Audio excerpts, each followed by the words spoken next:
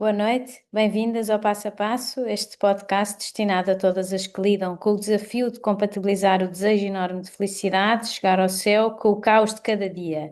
O slogan é Passo a Passo, um dia de cada vez, cabeça no céu e pés na terra. Já falámos de sacramentos e virtudes, bem-aventuranças e mandamentos, dons do Espírito Santo e obras de misericórdia.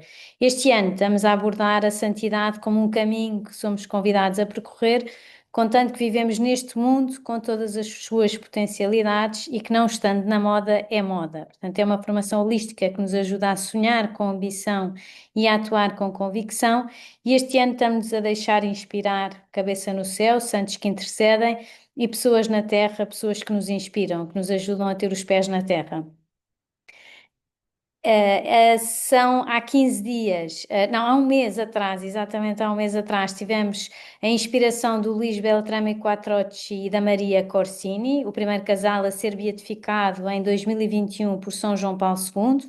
Portanto, estes dois beatos que nos inspiram e que nos ajudam a perceber que é possível viver uma vida ordinária de modo extraordinário. O Papa aproveitou o 20º aniversário da exortação apostólica Familiares Consórcios, escrita pelo próprio Papa em 1981, para a cerimónia da beatificação.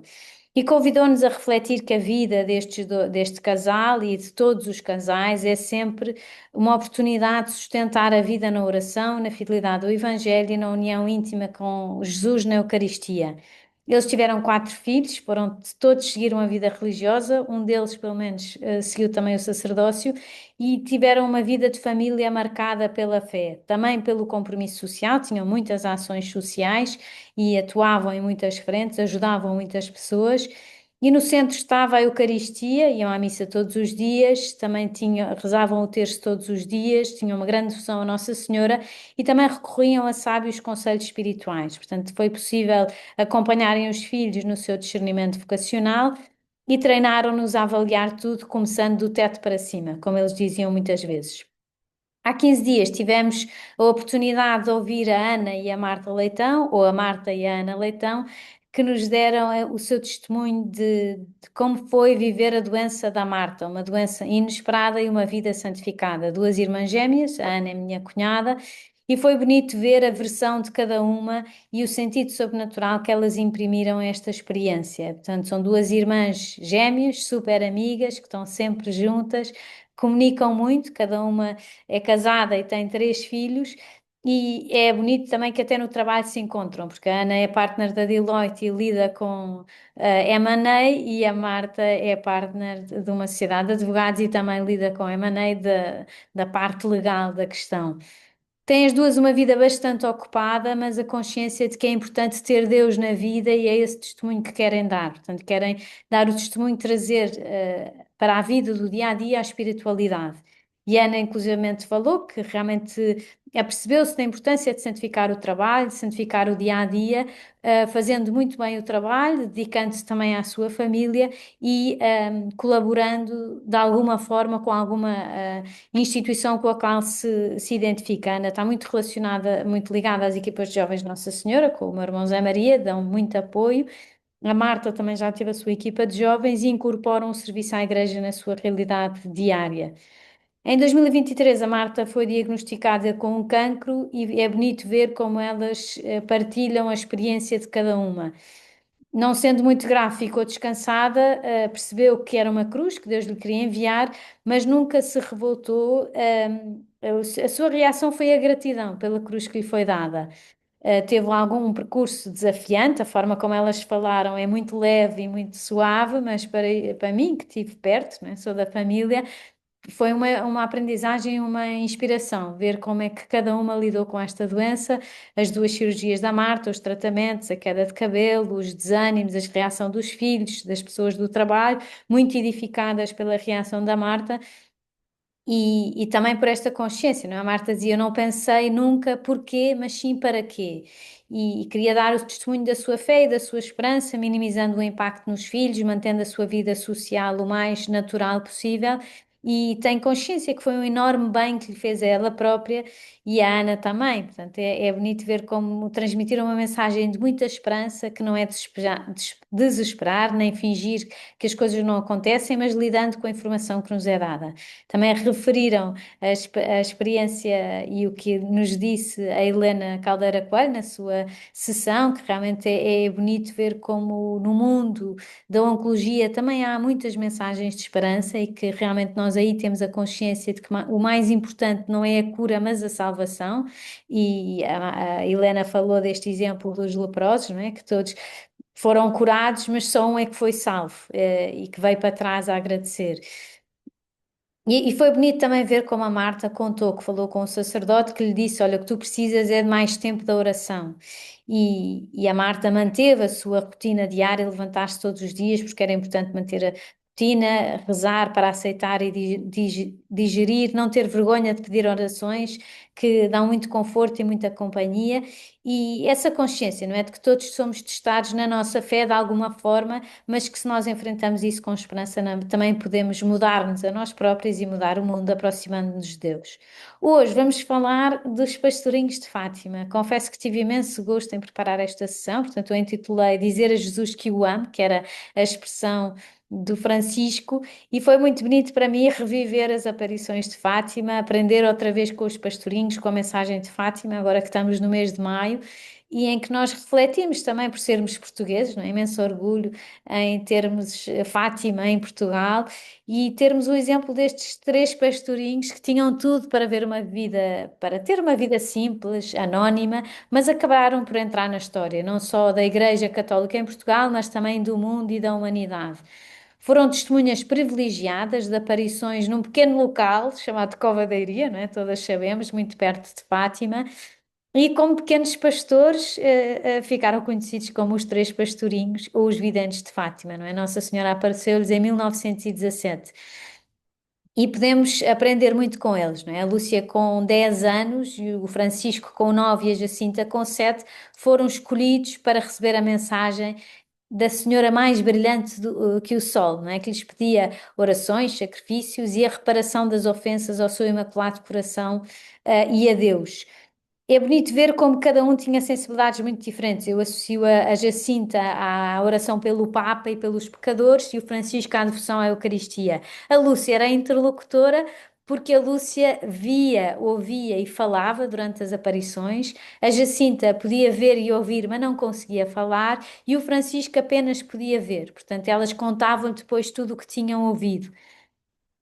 E é engraçado também ver estas características e a forma como Nossa Senhora lhes apareceu e o que lhes foi dizendo. A Lúcia nasceu em Aljustrel em 1907, foi batizada 2 dias depois, recebeu a primeira comunhão em 1913 e relata que em 1915 teve pela primeira vez visões de uma espécie de nuvem, como uma forma humana, em 3 ocasiões diferentes, portanto, antes de 1917.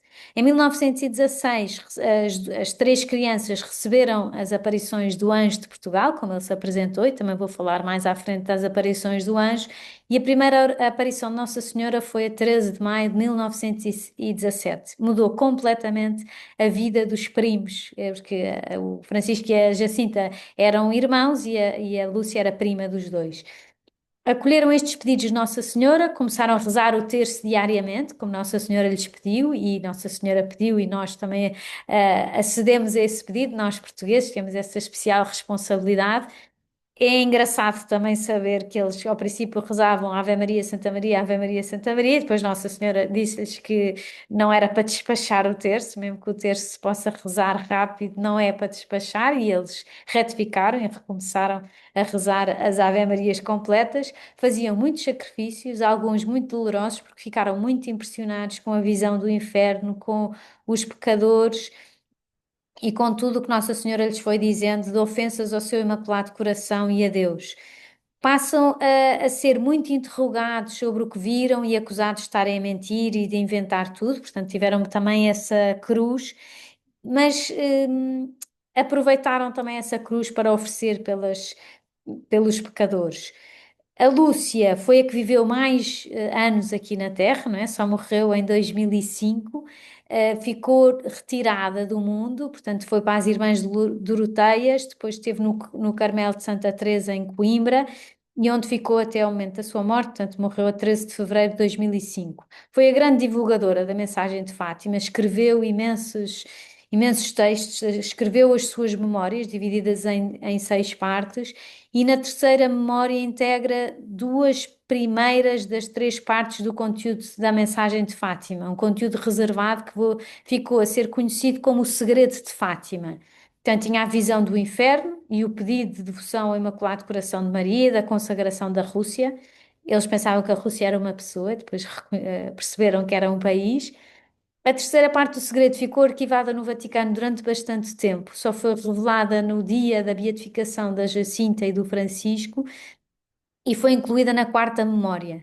Refere-se à luta dos sistemas ateus contra a Igreja e os cristãos e descreve o sofrimento das testemunhas da fé do último século do segundo milénio. Portanto, fala de uma via sacra sem fim, guiada pelos papas do século XX, e foi anunciada no dia 13 de maio de 2000 pelo cardeal Sodano, secretário de Estado do Vaticano.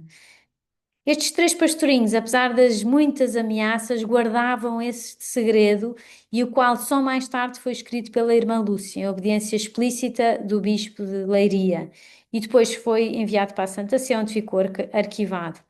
A Lúcia foi pedindo insistentemente que fosse atendido o pedido de Nossa Senhora de,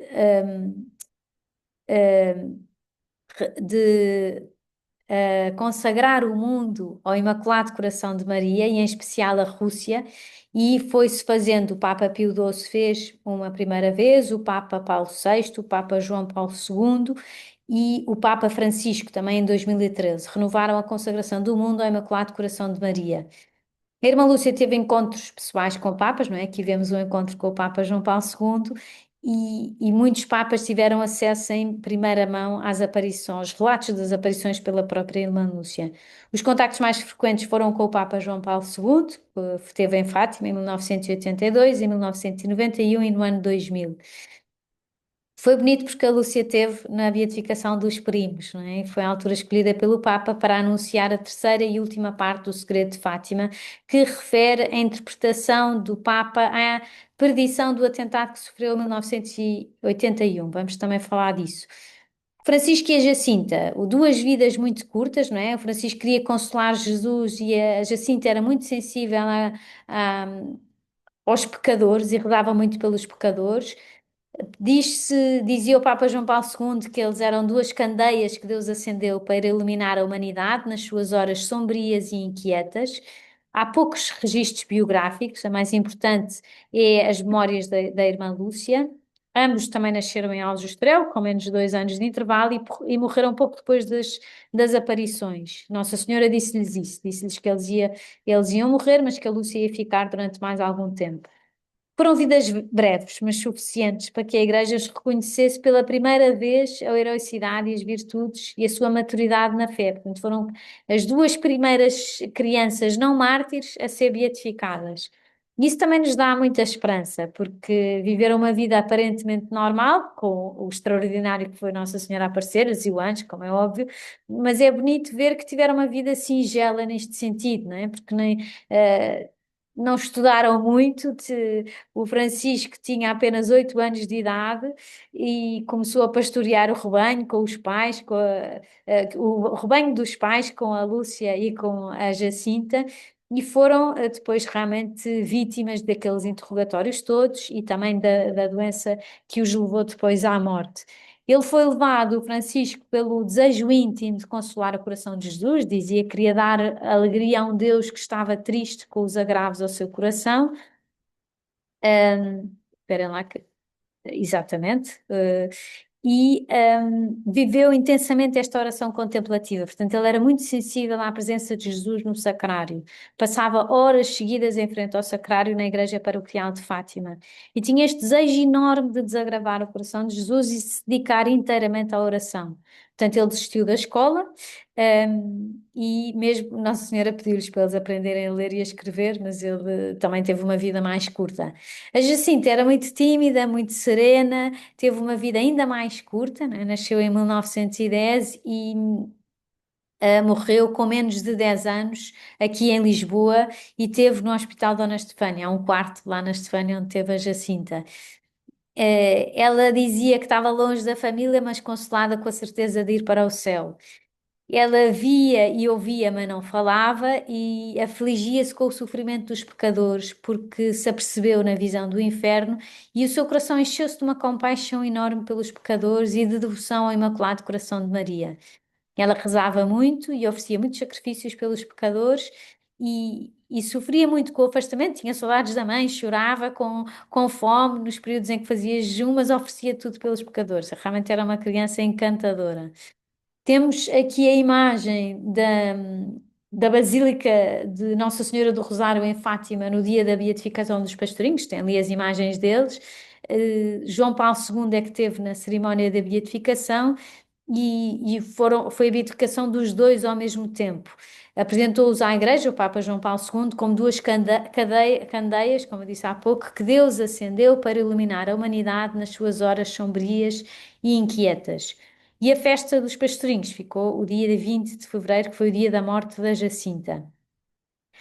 Em Fátima também foi, depois em 1917, o centenário das aparições, foi a canonização de Francisco e da Jacinta pelo Papa pelo Papa Francisco, pela cura de uma criança, o Lucas, uma criança brasileira de 5 anos, que caiu de uma janela com uma altura de 6,5 metros, uma coisa assustadora, ficou em coma com perda do tecido cerebral e de facto recuperou graças à intervenção do Francisco e da Jacinta. Portanto, foi este o milagre que fez com que se avançasse com a canonização. Portanto, foi uma confirmação também por parte da Igreja de que alguém é digno de de culto público universal, neste caso o Francisco e a Jacinta, e portanto é apresentado aos fiéis, a cada uma de nós, como intercessor e modelo de santidade. Podemos aprender muito com o Francisco e com a Jacinta. Se calhar todas nos lembramos, eu lembro muito bem e muitas vezes também ouvimos esta frase do Papa Francisco: temos mãe, que nos ficou e que nos ficará no coração até à eternidade, espero eu. E o Papa disse com muita força, não é? Temos mãe, isto pode nos ajudar muito na nossa relação com Nossa Senhora. Uma senhora tão bonita, como eles comentavam, a caminho de casa, naquele abençoado dia de 13 de maio, 100 anos antes da sua própria canonização. Sabemos que a Jacinta não se conteve, não é? Desvendou o segredo à mãe e disse: hoje vi Nossa Senhora, e pronto, foi daí que também desplotou todos os interrogatórios, todas as suspeitas de que eles estavam a mentir, e de facto eles foram muito corajosos e muito audazes também. Eles ficaram dentro de uma luz quando Nossa Senhora lhes apareceu, uma luz que irradiava de Nossa Senhora, envolvia-os nesse manto de luz, e para nós, Fátima é sobretudo este manto de luz, não é? Que nos cobre e que nos ajuda muito. Em que nós vemos também, como dizemos na Salve Rainha, mostrai-nos Jesus, e sabemos que através de Nossa Senhora chegamos a Jesus. E o Papa dizia nesta homilia: queridos peregrinos, temos mãe, agarrados a ela como filhos, vivamos da esperança que assenta em Jesus, não é? E quando Jesus subiu ao céu, levou para junto do Pai a humanidade, a nossa humanidade, que tinha assumido no seio de Nossa Senhora assumiu-nos como filhos e nunca mais nos largou, não é? Como essa âncora, como essa esperança que nos ajuda e que nos encaminha até ao céu. Também foi bonito ouvir estas palavras do Papa, não é? Que dizia: rezamos a Deus com a esperança de que nos escutem os homens e dirigimos-nos aos homens com a certeza de que Deus nos vale. E isto dá-nos muita luz e muita paz, não é? Porque podemos realmente sempre pedir a Deus mais ajuda, podemos também relacionar-nos com os outros com a consciência de que são filhos de Deus, e desencadeando também esta mobilização geral contra uma indiferença às vezes generalizada, que vai gelando o coração das pessoas, que vai agravando a miopia do olhar. E nós não queremos ser essa esperança abortada de alguma forma, não é? A vida só pode sobreviver graças à generosidade de outra vida. E isso é também o testemunho que nós queremos dar e a aprendizagem que podemos interiorizar com a leitura e a mensagem de Fátima. Eu confesso que me lembro muito bem deste discurso do Papa, não das palavras, mas da ideia do Papa aos doentes. Aqui está o Papa a dar um abraço à criança que foi curada. Mas eu lembro-me do Papa dizer aos doentes que quando alguém encontrasse uma cruz, que pensasse que Deus já a tinha vivido antes. E isto dá imensa esperança, porque Jesus, quando veio à Terra, sofreu tudo o que nós podemos sofrer ao longo de todos os tempos. Portanto, sabe perfeitamente do que é que estamos a falar e do que é que significa sofrer. E Jesus já sofreu esse sofrimento pelo qual nós estamos a passar antes de nós e dá-nos essa força da ressurreição, não é? Quando passamos através de alguma cruz, ele já passou antes. Isso ajuda-nos a encontrarmos e reencontrarmos com Jesus em cada momento de maior sofrimento, com essa certeza de que Ele nos ouve, que Ele nos consola, que Ele nos apoia, que Ele nos leva ao colo e que nós podemos aproximar-nos dele também através da cruz. Não tanto como dizia a Marta, o porquê da cruz, mas o para quê, para que é que isto serve? Nós aprendemos muito com a mensagem de Fátima, pela conversão dos pecadores. Os pastorinhos faziam muitas penitências, não bebiam água, davam o seu almoço aos pobres, rezavam o terço, repetiam as orações do anjo, muitas vezes. E transmitiram esta devoção que vai chegar até à eternidade, não é? Que já tem muito arraigada nesta nossa terra de Santa Maria, que é Portugal. E nós temos muito orgulho também em Portugal. Também já é tradicionalmente, não é? Temos que o Dom Nuno Alves Pereira, que invocou solenemente a proteção de Maria também perto de Fátima, e desde esse momento também ficámos especialmente protegidos por Nossa Senhora. Também sabemos que os reis de Portugal entregaram a coroa a Nossa Senhora, portanto temos realmente uma oportunidade maravilhosa de nos aproximarmos de Nossa Senhora só pelo facto de sermos portugueses e também por ter Nossa Senhora ter aparecido em Fátima. Uma parte muito bonita da mensagem de Fátima vem das aparições do anjo aos pastorinhos. Em 1916 apareceram 3 vezes e da primeira vez o anjo disse que era o anjo da paz e depois mais tarde disse que era o anjo de Portugal. E esta presença do anjo deixou uma marca muito profunda nas crianças. Portanto, é uma das designações atribuídas ao anjo de Fátima que protege a nação portuguesa. Também sabemos que, a pedido do rei Dom Manuel II, o Papa Júlio II instituiu em 1504 a festa do Anjo Custódio do Reino, cujo culto já seria muito antigo em Portugal. Depois, o pedido terá sido feito também ao Papa Leão X e autorizou a sua realização no terceiro domingo de julho. Depois a devoção começou a desaparecer, mas voltou a ser restaurada em 1952 e atualmente está no calendário litúrgico desde o Papa Pio XII e é comemorado no dia 10 de junho, não é? O dia de Portugal, o dia do Anjo de Portugal. E surgiu também pela primeira vez na Batalha de Ourique, em 1139, a devoção a este anjo de Portugal, que deu a vitória a Dom Afonso Henriques sobre os muçulmanos e que lhe deram a oportunidade de se ele autoproclamar-se rei de Portugal. A irmã Lúcia contou que o anjo lhes apareceu 3 vezes, no lugar dos valinhos e também lhes apareceu junto ao poço do quintal da sua casa. É bonito, nós em Fátima podemos ver isto tudo. E apareceu, e ensinou-lhes 2 orações, conhecidas como as orações do anjo e que entraram muito rapidamente na nossa piedade popular e que são utilizadas muitas vezes na adoração eucarística. Primeira vez o anjo ajoelhou-se, inclinou-se e repetiu 3 vezes a oração que todas sabemos, mas que vale a pena recordar. Meu Deus, eu creio, adoro, espero e amo-vos, peço-vos perdão pelos que não creem, não adoram, não esperam e não vos amam. E o anjo disse: Não temais, eu sou o anjo da paz, rezai comigo. E rezou esta oração com eles. E as crianças rodaram com o rosto no chão e depois ouviram o anjo dizer: Orai assim, os corações de Jesus e de Maria estão atentos à voz das vossas súplicas. E esta oração acompanhou-os sempre. Na segunda aparição, foi no quintal da casa da Lúcia, no poço, e elas estavam a brincar e o anjo apareceu-lhes a perguntar: O que é que vocês estão a fazer? Rezem, rezem muito, os corações santíssimos de Jesus e de Maria têm sobre vós desígnios de misericórdia. Eu sou o anjo da guarda, o anjo de Portugal. E na terceira aparição, as crianças estavam a rezar e a oração que aprenderam na primeira aparição, e o anjo apareceu-lhes com o cálice e uma hóstia. Portanto, a hóstia estava a pingar gotas de sangue no cálice, eles ajoelharam-se e o anjo ensinou-lhes uma oração que também é muito conhecida e que faz parte da essência da mensagem de Fátima. E eu vou rezar essa oração, rezamos em conjunto. Santíssima Trindade, Pai, Filho e Espírito Santo, adoro-vos profundamente e ofereço-vos o preciosíssimo corpo, sangue, alma e divindade de Jesus Cristo, presente em todos os sacrários da terra, em reparação aos ultrajes, sacrilégios e indiferenças com que ele mesmo é ofendido, e pelos méritos infinitos do seu Santíssimo Coração e do Coração Imaculado de Maria, peço-vos a conversão dos pobres pecadores. Depois o anjo deu-lhes a comunhão, deu a hóstia à Lúcia e o cálice ao Francisco e à Jacinta e disse-lhes: Tomai e bebei o corpo e o sangue de Jesus Cristo, horrivelmente ultrajado pelos homens ingratos. Reparai os seus crimes e consolai o vosso Deus. Eu confesso que fiquei ainda com mais devoção ao anjo de Portugal e ao anjo da guarda, para depois de recordar esta aparição. Nossa Senhora pediu a consagração da Rússia ao seu Imaculado Coração em julho e eles, era isso, eles ignoravam a palavra Rússia, não é? Não sabiam o que é que significava, mas de facto ficou-lhes muito marcada.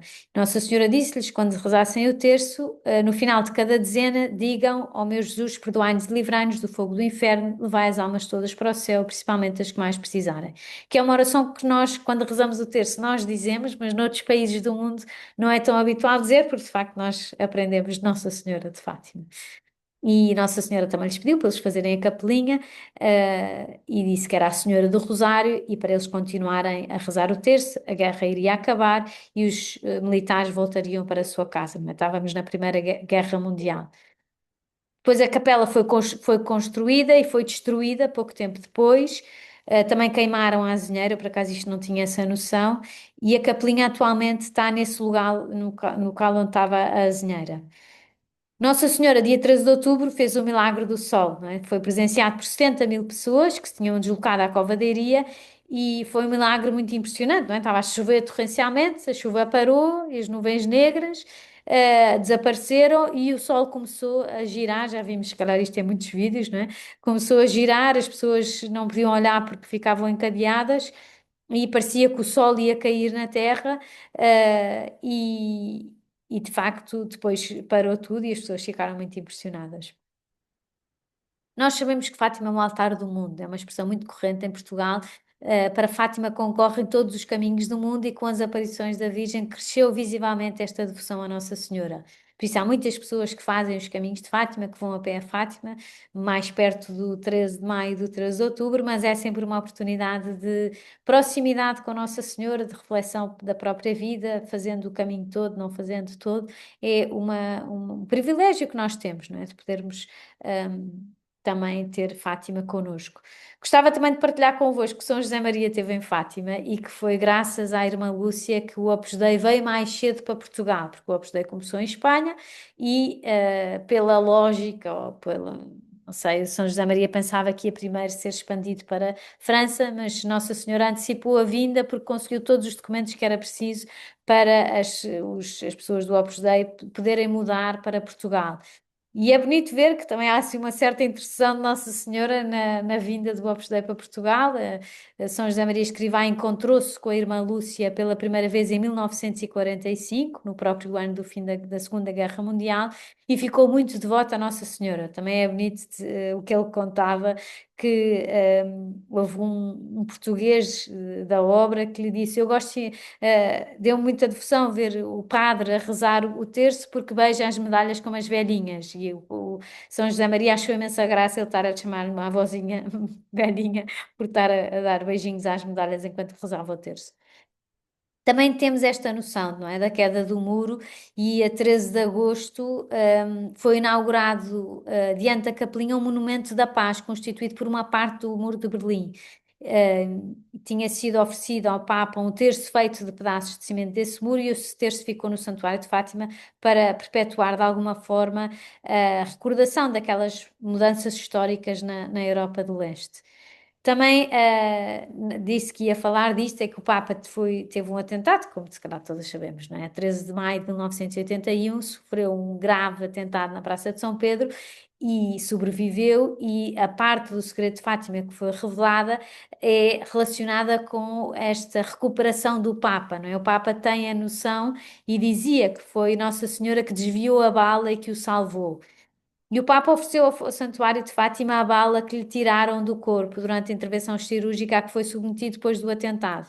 E a verdade é que esta bala encaixa exatamente na coroa de Nossa Senhora, que foi feita com pérolas e pedras preciosas das portuguesas, e o Papa ainda teve mais a certeza, não é? Que foi uma mão materna que guiou a trajetória da bala, associando-se também à terceira parte do segredo, que Jacinta dizia que via um homem vestido de branco. Tudo nos ajuda também a perceber que Nossa Senhora está muito atenta a Portugal, está muito atenta ao Papa e está muito atenta a cada uma de nós, se nós lhe quisermos pedir essa ajuda. E ficamos por aqui. Espero que também tenham ficado tão animadas ou mais do que eu a continuar a rezar o terço todos os dias e a recorrer a Nossa Senhora e ao Anjo de Portugal para nos aproximarmos de Deus, que no fundo é esse o objetivo, aproveitando também os dias que nos restam do mês de maio, que é especialmente dedicado à Nossa Senhora, e também que recordamos as aparições de Fátima e que nos pode ajudar toda a mensagem de Fátima de oferecimento pelos pecadores, da devoção ao Imaculado Coração de Maria, estas orações do anjo e a devoção também à Eucaristia, com este exemplo dos pastorinhos, três crianças tão simples, mas tão fiéis e tão dóceis e tão próximas de Nossa Senhora. Convido-vos a guardarem na agenda a data do próximo passo a passo, que é com a Mariana Sousa Guedes Marques, uma grande amiga minha que vive no Porto e que nos vai falar de saber amar. É um tema suficientemente amplo e damos-lhe toda a liberdade para nos falar. A Mariana foi uma amiga que eu conheci quando estive a viver no Porto, ficámos muito próximas e foi um conhecimento bastante engraçado, porque eu estava no Porto e uma das minhas irmãs disse: Tu tens de conhecer a Mariana porque ela é a melhor anfitriã de sempre. E eu telefonei a dizer: Olha, Mariana, isto é um bocado estranho, mas a minha irmã Rita disse para eu te conhecer. E a partir daí nasceu uma enorme amizade e somos mesmo muito amigas. A Mariana tem 4 filhos e é especialista em todos os temas da sustentabilidade. Trabalha na Frulact e é uma pessoa muito inspiradora, muito sorridente, como podemos ver aqui, e de certeza que nos vai proporcionar um momento muito agradável na próxima sessão do Passo a Passo. Portanto, ficamos por aqui. Quero-vos agradecer também a vossa presença e voltamos a encontrar daqui a 15 dias. Muito obrigada. Obrigada, Inês. Obrigada.